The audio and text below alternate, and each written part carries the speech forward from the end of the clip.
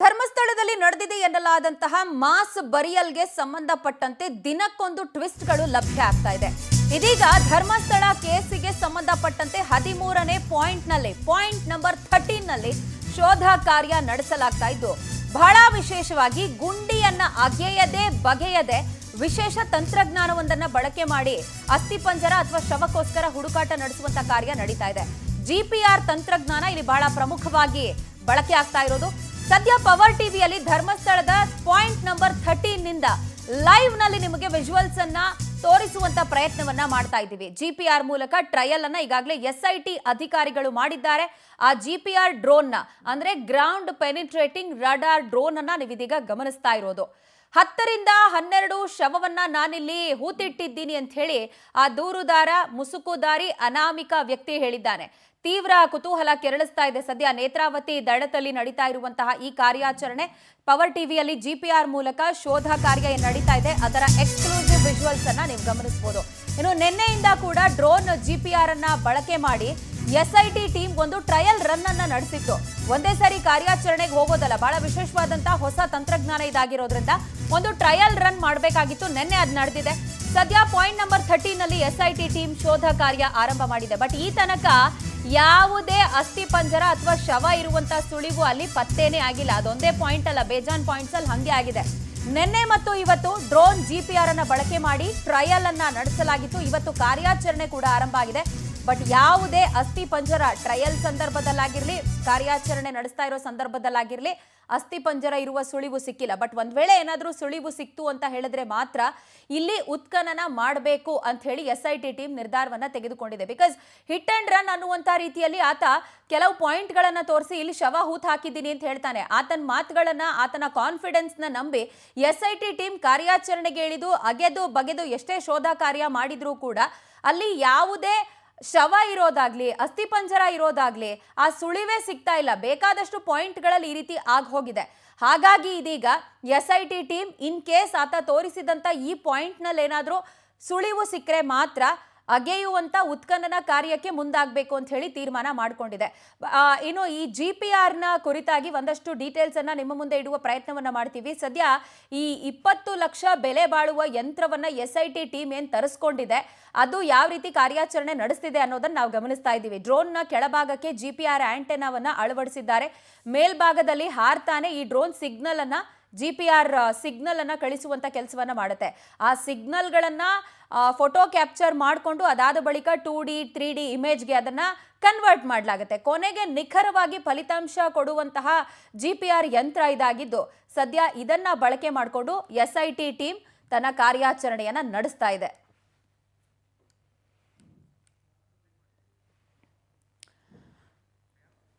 Right, ಇನ್ನು GPR ಅನ್ನ ಬಳಕೆ ಮಾಡಿಕೊಂಡು SIT ಟೀಮ್ ಯಾವ ರೀತಿ ಕಾರ್ಯಾಚರಣೆ ನಡೆಸ್ತಾ ಇದೆ ಅನ್ನೋದರ ಕುರಿತಾಗಿ ಒಂದು ಪ್ರತ್ಯಕ್ಷ ವರದಿಯನ್ನ ನಮ್ಮ ಪ್ರತಿನಿಧಿ ಶಶಿಧರ್ ಸ್ಥಳದಿಂದಾನೇ ಕೊಟ್ಟಿದ್ದಾರೆ. ಅದನ್ನ ನೋಡ್ತಾ ಹೋಗೋಣ. ಸ್ಥಳದ 13ನೇ ಪಾಯಿಂಟ್ ನಲ್ಲಿ ಶೋಧ ಕಾರ್ಯಾಚರಣೆ ಯಾವಾಗ ನಡೆಯುತ್ತೆ, GPR ಯಾವಾಗ ಬರುತ್ತೆ ಅಂತ ಹೇಳ್ಬಿಟ್ಟು ಸಾಕಷ್ಟು ಕ್ಯೂರಿಯಾಸಿಟಿಯನ್ನ ಹುಟ್ಟಿಸಿತ್ತು. ಇದೇ ವಿಚಾರಕ್ಕೆ SIT ತಂಡ ಟೆಕ್ನಿಕಲ್ ಎಕ್ಸ್ಪರ್ಟ್ ಜೊತೆ ಈಗ ಡ್ರೋನ್ ಏನು ಕ್ಯಾಪ್ಚರ್ ಸಮೇತ GPR ಸಮೇತ ಈಗ ಕಾರ್ಯಾಚರಣೆ ಕೂಡ ಪ್ರಾರಂಭ ಮಾಡಿದ್ದಾರೆ. ಏನು ಭೀಮಾ ಹೇಳಿದಂತೆ ಸುಮಾರು 10 ರಿಂದ 12 ಶವಗಳನ್ನ ಈ ಜಾಗದಲ್ಲಿ ಹೂತಿಟ್ಟಿದ್ದೆ. ಆಗ 40 ಅಡಿ ಆಳ ಇತ್ತು. ಈಗ ರಸ್ತೆಯನ್ನು ಕೂಡ ಮಾಡಿದ್ದಾರೆ.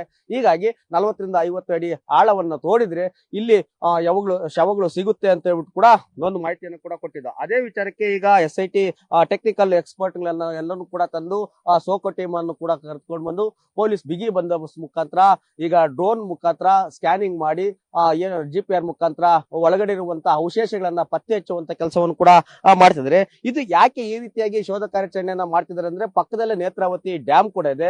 ಆ ಡ್ಯಾಮ್ಗೆ ಯಾವುದೇ ರೀತಿಯಾಗಿ ಕೂಡ ಹಾನಿ ಆಗ್ಬಾರ್ದು. ಈ ರಸ್ತೆ ಇದೆ, ರಸ್ತೆ ಕೂಡ ಹಾನಿ ಆಗ್ಬಾರ್ದು. ಮತ್ತೆ ವಿದ್ಯುತ್ ಕಂಬಗಳಿದೆ, ಮತ್ತೆ ಟ್ರಾನ್ಸ್ಫಾರ್ಮರ್ ಡಬ್ಬ ಇದೆ. ಅವ್ಯಾವುದು ಕೂಡ ಹಾನಿಯಾಗದಂತೆ ಕಾರ್ಮಿಕರನ್ನ ಬಳಸಿಕೆ ಮಾಡಿಕೊಂಡು ಏನ್ ಕಾರ್ಯಾಚರಣೆಯನ್ನ ಮಾಡೋದು ಕೂಡ SIT ಒಂದಷ್ಟು ತೀರ್ಮಾನ ಕೂಡ ಮಾಡ್ಕೊಂಡಿದ್ದಾರೆ. ಇನ್ನು ನೀರಾವರಿ ಇಲಾಖೆಯಿಂದನೂ ಕೂಡ ಡ್ಯಾಮ್ ಪಕ್ಕದಲ್ಲಿ ಕಾರ್ಯಾಚರಣೆಯನ್ನು ಮಾಡೋದಕ್ಕೆ ಅನುಮತಿಯನ್ನು ಕೂಡ ಕೊಟ್ಟಿದ್ದಾರೆ. ಈ ಒಂದು ಡ್ರೋನ್ ಕಾರ್ಯಾಚರಣೆಯನ್ನ ಮಾಡ್ಬೇಕಾದ್ರೆ ಅಲ್ಲಿ ಯಾವುದೇ ರೀತಿಯಂತ ಅಡ್ಡಿ ಅಡಚಣೆ ಆಗ್ಬಾರ್ದು ಅಂತ ಹೇಳ್ಬಿಟ್ಟು ಅಲ್ಲಿದ್ದಂತ ಅವಶೇಷಗಳಾಗಿರ್ಬೋದು, ಮತ್ತೆ ಏನು ಅಲ್ಲಿರುವಂತಹ ಗಿಡ ಗಂಟೆಗಳಾಗಿರ್ಬೋದು, ಮತ್ತೆ ಹುಲ್ಲನ್ನು ಎಲ್ಲವನ್ನು ಕೂಡ ತೆರವುಗೊಳಿಸಿದ್ರು ಮತ್ತು ಸ್ವಚ್ಛವಾಗಿ ಇಳಿಸಿದ್ದಾರೆ. ಇದು GPR ಒಳಗೆ 20 ಅಡಿ ಆಳದಲ್ಲಿರುವಂತ ಏನಾದ್ರು ಅವಶೇಷಗಳು ಮನುಷ್ಯನ ದೇಹಕ್ಕೆ ಸಂಬಂಧಪಟ್ಟಂತ ಮೂಳೆಗಳಾಗಿರ್ಬೋದು, ಬುಡೆ ಆಗಿರ್ಬೋದು, ಇನ್ನಿತರೆ ಕಬ್ಬಿಣದ ರ್ಯಾಡ್ಗಳಾಗಿರ್ಬೋದು, ಇಲ್ಲ ಸ್ಟೀಲ್ ನ ಅಂಶಗಳು ಏನೇ ಇದ್ರೂ ಕೂಡ ಅದು ಸ್ಕ್ಯಾನ್ ಮಾಡಿ GPS ಮುಖಾಂತರ ಒಂದು ಫೋಟೋ ಕ್ಯಾಪ್ಚರ್ ಅನ್ನು ಕೂಡ ಮಾಡುತ್ತೆ. ಆ ಫೋಟೋವನ್ನ ನೋಡಿ ಟೆಕ್ನಿಕಲ್ ಎಕ್ಸ್ಪರ್ಟ್ ಅದು ಏನಿದು ಅವಶೇಷ ಅಂತ ಹೇಳ್ಬಿಟ್ಟು ಕೂಡ ಕಂಡಿಡ್ತಾರೆ. ಆಗ ನಿಖರವಾಗಿ ಅದೇ ಜಾಗದಲ್ಲಿ ಏನು ಮಣ್ಣನ್ನ ತೋಡಿ ಆ ಒಂದು ಅವಶೇಷಗಳನ್ನ ಮೇಲೆ ತೆಗೆಯುವಂತ ಕೆಲಸವನ್ನು ಕೂಡ SIT ಅವರು ಮಾಡಿಸ್ತಾರೆ. ಇನ್ನು ಕೆಲವೇ ಕ್ಷಣಗಳಲ್ಲಿ ಏನು AC ಆಗಿರುವಂತ ಸ್ಟೆಲ್ಲಾ ವರ್ಗೀಸ್ ಅವರು ಕೂಡ ಬರ್ತಾರೆ. ಮತ್ತೆ ದೂರದಾರ ಏನ್ ಭೀಮಾ ಅಂತ ಹೆಸರಿಟ್ಟಿದಾರ ಆ ಭೀಮನು ಕೂಡ ಸ್ಥಳಕ್ಕೆ ಬಂದು ಅವರ ಮುಖಾಂತರ ಕೂಡ ಕಾರ್ಯಾಚರಣೆಯನ್ನು ಕೂಡ ಮಾಡ್ತಾರೆ. ಯಾಕಂತಂದ್ರೆ ಇದುವರೆಗೂ ಕೂಡ ಏನ್ ಭೀಮಾ 16 ಪಾಯಿಂಟ್ಗಳನ್ನು ಕೂಡ ಪಾಯಿಂಟ್ ಔಟ್ ಮಾಡಿದ್ದ, ಇದೇ ಜಾಗದಲ್ಲಿ ನಾನು ಶವಗಳನ್ನ ಊತ್ತಿಟ್ಟಿದ್ದೆ ಅಂತ ಆ ಎಲ್ಲಾ ಕಡೆನೂ ಕೂಡ SIT ಅವರು ಶೋಧ ಕಾರ್ಯಾಚರಣೆಯನ್ನ ಮಾಡಿದ್ರು.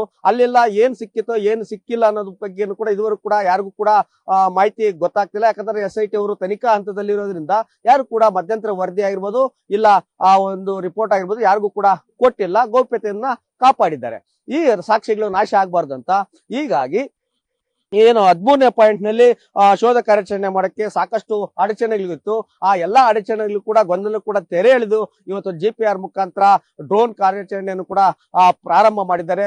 ಇನ್ನೇನ್ ಕೆಲವೇ ಕ್ಷಣಗಳಲ್ಲಿ ಏನ್ 100 ಶವಗಳನ್ನ ಊತಿಟ್ಟಿದ್ದೇನೆ, 30 ಕಡೆ ನನಗೆ ಭದ್ರತೆಯನ್ನ ಕೊಟ್ರೆ ನಾನು ಎಲ್ಲಾ ಕಡೆನೂ ಕೂಡ ಶವಗಳನ್ನ ಊತಿಟ್ಟಿರುವಂತ ಜಾಗವನ್ನ ಹೇಳ್ತೇನೆ, ಎಷ್ಟು ಅತ್ಯಾಚಾರ ಆಗಿತ್ತು, ಎಷ್ಟು ಕೊಲೆಗಳಾಗಿತ್ತು, ಸಾಕಷ್ಟು ಹೆಣಗಳನ್ನ ನಾನೇ ಊತಿಟ್ಟಿದ್ದೆ ಅಂತ ಹೇಳ್ಬಿಟ್ಟು ಅವನ ಅನಾಮಿಕ ದೂರನ್ನು ಕೂಡ ಕೊಟ್ಟಿದ್ದ. ಆತ ಹೇಳ್ದಂತ ಎಲ್ಲಾ ಕಡೆನೂ ಕೂಡ ಕಾರ್ಯಾಚರಣೆಯನ್ನು ಕೂಡ ಮಾಡ್ತಿದ್ರೆ. ಹೀಗಾಗಿ ಇಲ್ಲಿ ಏನು ಭೀಮಾ ಹೇಳಿದಂತೆ 10 ರಿಂದ 12 ಶವಗಳನ್ನ ಊತಿಟ್ಟಿದ್ದೆ ಅಂತ ಹೇಳಿದ್ದಾರೆ. ಒಂದು ವೇಳೆ ಏನಾದ್ರು ಯಾವ್ದಾದ್ರು ಶವದ ಏನು ಮನುಷ್ಯನ ಅವಶೇಷಗಳು ಏನಾದ್ರು ಒಳಗಡೆ ಸಿಕ್ಕರೆ ಇದು ಮೇಜರ್ ತಿರುವನ್ನು ಕೂಡ ಪಡೆಯುತ್ತೆ. ಯಾಕಂತಂದ್ರೆ ಧರ್ಮಸ್ಥಳಕ್ಕೆ ಒಂದ್ ಕಡೆ ಕಳಂಕ ತರಬೇಕು ಅಂತ ಕೂಡ ಒಂದಷ್ಟು ಜನ ಪ್ರಯತ್ನವನ್ನು ಕೂಡ ಮಾಡ್ತಿದ್ರೆ, ಮತ್ತೆ ಧರ್ಮಾಧಿಕಾರಿಗಳು ಕೂಡ ಕೆಟ್ಟ ಹೆಸರು ತರಬೇಕಂತ ಕೂಡ ಪ್ರಯತ್ನವನ್ನು ಕೂಡ ಮಾಡ್ತಿದ್ರೆ. ಮತ್ತೊಂದು ಕಡೆ ಇಲ್ಲಿ ಅತ್ಯಾಚಾರಗಳಾಗಿದೆ, ಕೊಲೆಗಳಾಗಿದೆ, ತನಿಖೆಯನ್ನ ಮಾಡಬೇಕು, ಪೊಲೀಸ್ ಅವರು ಇಲ್ಲಿ ನ್ಯಾಯ ಕೂಡ ಕೊಟ್ಟಿಲ್ಲ ಅಂತ ಕೂಡ ಸಾಕಷ್ಟು ಗಂಭೀರವಾದಂತ ಆರೋಪ ಕೇಳಿ ಬಂದಿತ್ತು.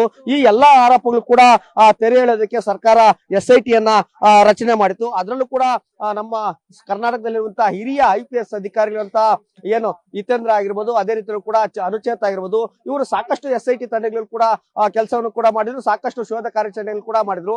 ಅದೇ ಕಾರಣಕ್ಕಾಗಿ ಅವರನ್ನೇ ನೇಮಕವನ್ನ ಮಾಡಿ ಅವರ ನೇತೃತ್ವದಲ್ಲಿ ಇವತ್ತು SIT ಯನ್ನ ರಚನೆ ಮಾಡಿ ಆ ಧರ್ಮಸ್ಥಳದಲ್ಲಿರುವಂತಹ ಏನು ಅನಾಥ ಶವಗಳಾಗಿರ್ಬೋದು, ಇನ್ನಿತರೆ ಕಿಡ್ನಾಪ್ ಕೇಸ್ ಆಗಿರ್ಬೋದು ಎಲ್ಲವನ್ನೂ ಕೂಡ ತನಿಖೆ ಮಾಡಿ ಒಂದು ನಿಖರವಾದಂತಹ ರಿಪೋರ್ಟ್ ಕೊಡಿ ಅಂತ ಕೂಡ ಸರ್ಕಾರ ಕೇಳಿದೆ. ಹೀಗಾಗಿ 13ನೇ ಪಾಯಿಂಟ್ ನಲ್ಲಿ ಏನಾದ್ರು ಸಿಗುತ್ತಾ, ಇಲ್ಲಾಂದ್ರೆ ಅನಾಮಿಕ ಹಿಡಿದಂತ ಬುರ್ಡೆ ಕಥೆನ ಅನ್ನೋದು ಇನ್ನು ಕೆಲವೇ ಕ್ಷಣಗಳಲ್ಲಿ ಗೊತ್ತಾಗ್ಲಿದೆ. ಕ್ಯಾಮರಾಮನ್ ಜಯನ್ ಜೊತೆ ಮಲಂಡಳ್ಳಿ ಶಿಸ್ತರ್, ಧರ್ಮಸ್ಥಳ. ವೆಲ್, ಧರ್ಮಸ್ಥಳ ಪ್ರಕರಣದ ತನಿಖೆಯಲ್ಲಿ ಲಿಟ್ರಲಿ ಈ ಪಾಯಿಂಟ್ ನಂಬರ್ 13 SITಗೆ ಒಂದು ಅತಿ ದೊಡ್ಡ ತಲೆನೋವಾಗಿ ಇನ್ವೆಸ್ಟಿಗೇಷನ್ನಿಗೆನೆ ಕಗ್ಗಂಟಾಗಿ ಪರಿಣಮಿಸಿರೋದು. ಹಾಗಾಗಿ ಈ GPR ಅನ್ನ ಬಳಕೆ ಮಾಡಲಾಗ್ತಾ ಇದೆ. ಯಾಕೆ GPR ಬಳಕೆ ಯಾವ ಪಾಯಿಂಟ್ನಲ್ಲೂ ಬಳಸದೇ ಇರೋದು ಇಲ್ಲಿ ಬಳಸ್ತಿದ್ದಾರೆ ಅಂತ ಹೇಳಿದ್ರೆ ವೆರಿ ಸಿಂಪಲ್. ಕಳೆದ 10 ವರ್ಷಗಳಲ್ಲಿ ರಸ್ತೆ ಅಭಿವೃದ್ಧಿ ಅಲ್ಲಿ ಬೇಕಾದಷ್ಟು ಆಗೋಗಿದೆ. ಹೀಗಾಗಿ ಅಲ್ಲಿನ ಸಂಪೂರ್ಣ ಚಿತ್ರಣನೇ ಬದಲಾಗಿರೋದು. ಹಾಗಾಗಿ ಇಲ್ಲಿ ಉತ್ಖನನ ಕಾರ್ಯಕ್ಕೆ ಏನಾದರೂ ಡೈರೆಕ್ಟ್ ಆಗಿ ಕೈ ಹಾಕ್ತೀವಿ ಅಂತ ಹೇಳಿದ್ರೆ ಅದು ಬಹಳ ಕಠಿಣವಾದಂತ ಕೆಲಸ. ಹಾಗಾಗಿ GPR ಬಳಕೆ ಆಗ್ತಾ ಇದೆ. ವೆಲ್, GPR ಬಗ್ಗೆ ನಮಗೆ ಹೆಚ್ಚಿನ ಮಾಹಿತಿಯನ್ನ ನೀಡೋದಕ್ಕೆ ನಮ್ಮ ಜೊತೆಯಲ್ಲಿ ಈಗ ಭೂಗರ್ಭ ಶಾಸ್ತ್ರಜ್ಞರು ಪ್ರಕಾಶ್ ಅವರು ದೂರವಾಣಿ ಸಂಪರ್ಕಕ್ಕೆ ಸಿಗ್ತಾ ಇದ್ದಾರೆ. ಅವರಿಂದ ಒಂದಷ್ಟು ಮಾಹಿತಿಯನ್ನ ಪಡ್ಕೊಳ್ಳೋ ಕೆಲಸ ಮಾಡೋಣ. ಸರ್ ನಮಸ್ಕಾರ. ನಮಸ್ಕಾರ ಸರ್, ಮೊದಲನೇದಾಗಿ ಈ GPR ಅನ್ನ ಬಳಕೆ ಮಾಡ್ತಾ ಇರೋದು ಒಂದು ನಾನ್ ಡಿಸ್ಟ್ರಕ್ಟಿವ್, ಯಾವುದೇ ರೀತಿಯ ಎಕ್ಸ್ಕ್ಯಾವೇಷನ್ ಮಾಡುವಂತ ಅವಶ್ಯಕತೆ ಬರೋದಿಲ್ಲ ಅಂತ. ಬಟ್ ಈ ಗ್ರೌಂಡ್ ಪೆನಿಟ್ರೇಟಿಂಗ್ ರಡಾರ್ ಯಾವ ರೀತಿ ಕೆಲಸ ಮಾಡುತ್ತೆ ಅನ್ನೋದರ ಕುರಿತಾಗಿ ನಮಗೆ ಡೀಟೇಲ್ಸ್ ಕೊಡೋದಾದ್ರೆ. ನೋಡಿ, ಈ ಒಂದು ಪರ್ಪಸ್ಗೆ ಎಕ್ಸಿಬಿಷನ್ಗೋಸ್ಕರ ಇದೇ ಫಸ್ಟ್ ಟೈಮ್ ಇದನ್ನ ಬಳಸ್ತಾ ಇರೋದು.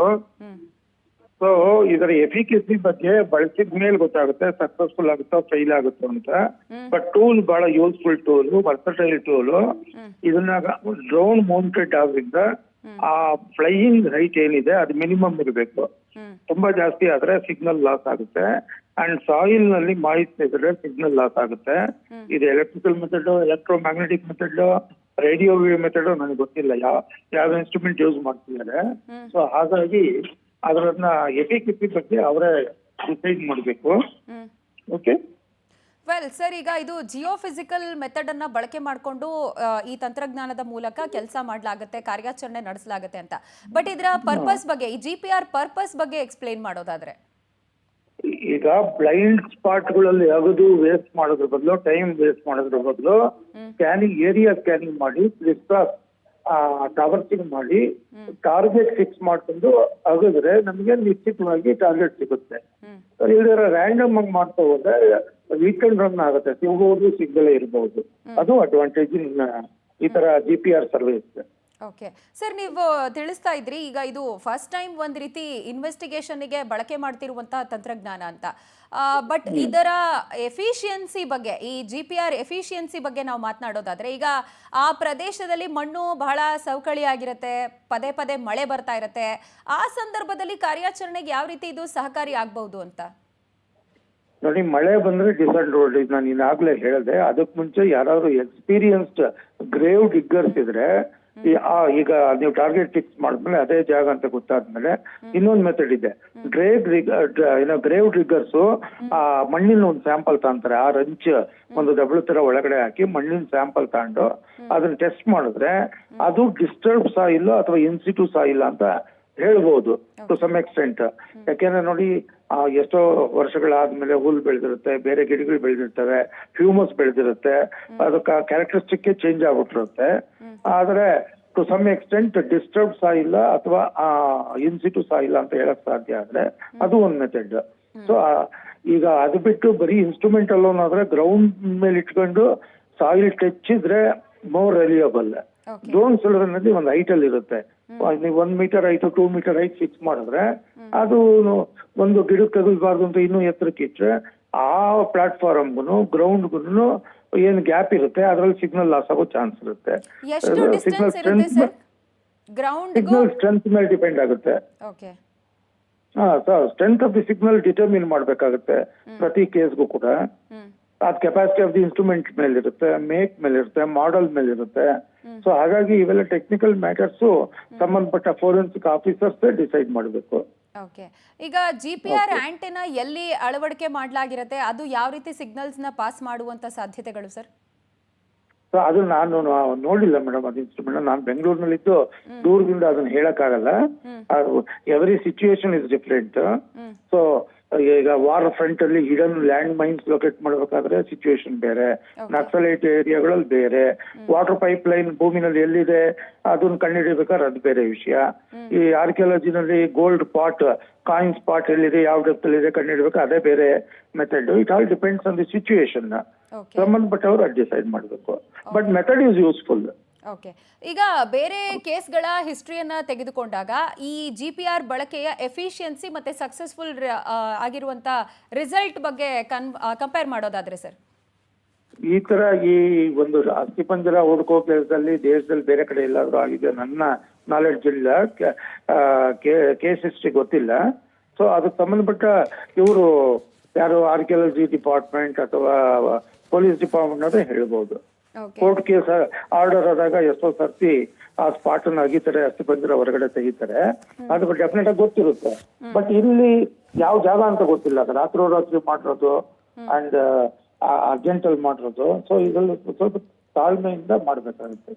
Okay, fine sir, thank you power TV ಜೊತೆ ಮಾತನಾಡಿದ್ದಕ್ಕೆ. ಇದಿಷ್ಟು ಈ ಗ್ರೌಂಡ್ ಪೆನಿಟ್ರೇಟಿಂಗ್ ರಡಾರ್ನ ಇವತ್ತು ಬಳಕೆ ಮಾಡಿಕೊಂಡು ಯಾವ ರೀತಿ ಕಾರ್ಯಾಚರಣೆ ನಡೆಸಲಾಗ್ತಿದೆ ಅಲ್ಲ ಅದರ ಕುರಿತಾದಂಥ ಒಂದು ಮಾಹಿತಿ ಕೊಡುವಂಥ ಕೆಲಸ. ಈ GPR ಎಲೆಕ್ಟ್ರೋಮ್ಯಾಗ್ನೆಟಿಕ್ ವೇವ್ಸ್ನ ಆ ಗ್ರೌಂಡಿಂದ ತೆಗೆದುಕೊಳ್ಳುತ್ತೆ, GPR ಸಿಗ್ನಲ್ಸನ್ನು ಪಾಸ್ ಮಾಡುತ್ತೆ, ಅದನ್ನು ಆಮೇಲೆ ಇಮೇಜ್ ಆಗಿ ಪರಿವರ್ತಿಸಿ ಇಲ್ಲಿ ಒಂದು ಕಾರ್ಯಾಚರಣೆ ಮಾಡ್ಬೋದಾ, ಉತ್ಖನನ ಕಾರ್ಯಕ್ಕೆ ಮುಂದಾಗ್ಬೋದಾ ಅಂತ ಹೇಳಿ SIT ಟೀಮ್ ತೀರ್ಮಾನವನ್ನು ತೆಗೆದುಕೊಳ್ಳುತ್ತೆ ಅನ್ನೋದು ಸದ್ಯಕ್ಕೆ ಗೊತ್ತಾಗ್ತಾ ಇದೆ.